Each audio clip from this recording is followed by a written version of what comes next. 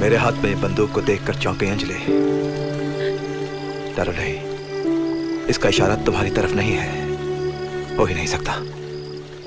बंदूक तो बहुत दूर की बात है, मैंने तो आज तक तुम्हारी तरफ उंगली तक नहीं उठाई।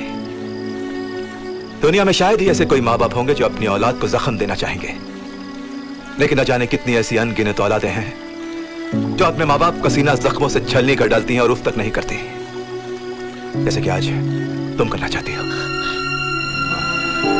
जानती हो बेटी, जब तुम्हारा जन्म हुआ था ना, तो तुम्हारी मां को कुछ तकलीफें हो गई थी और डॉक्टर ने मुझसे कहा था कि चौहान साहब, अब आपको दूसरी औलाद कभी नहीं होगी। तब तुम्हारी ये मां तुम्हारी बहुत रोई थी, बहुत निराश हुई थी, क्योंकि इन्हें एक बेटा चाहिए था। तब मैंने इन्हें समझाया, इन्हें विश्वास दिलाया कि जो इज्जत, श्रद्धा, प्यार एक बेटी दे सकती है, वो एक बेटा कभी नहीं दे सकता। लेकिन मैं ये भूल गया था कि जो शर्मिंदगी, जो जलालत एक बेटी दे सकती है, वो भी एक बेटा कभी नहीं देता।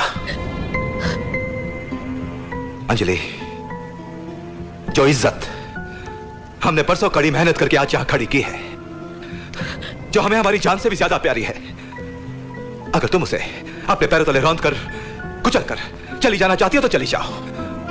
और क्यों? एक छोटे से पल भर के ख्वाब के लिए, उस छोटे से पल भर के ख्वाब पर एतबार हो गया तुम्हें?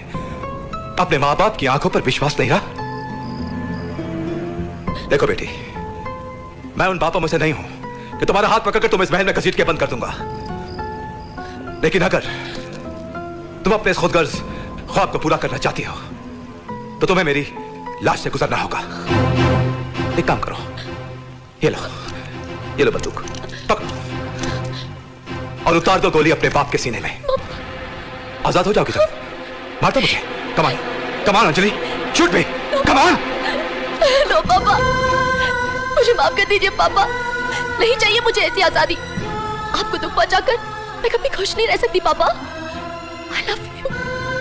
I love you very much। मैं वही करूंगी जो आप कहेंगे, वही शादी करूंगी जहां आप चाहेंगे। लेकिन पापा, इस वक्त मुझे मत रोकिए, मेरा कोई इंतजार कर रहा है पापा।